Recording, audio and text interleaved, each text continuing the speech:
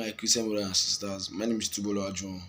Today is May 14, 2021, and I'm going to talk about the question: what is the fate of the cross written in the book of Luke, chapter 23, verse 42 to 43, which is the part 5 of 7.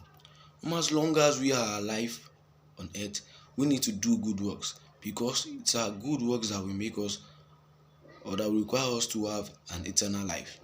When Jesus said, "Give food to those who are hungry, give water to those who are thirsty," those are good works.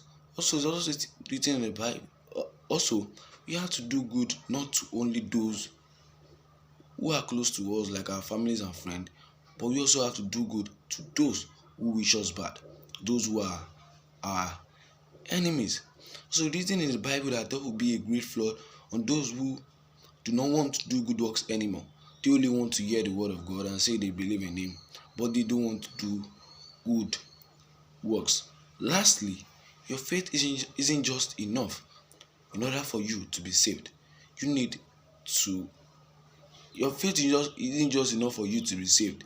You need to accompany your faith with good works. Thanks for watching. Bye.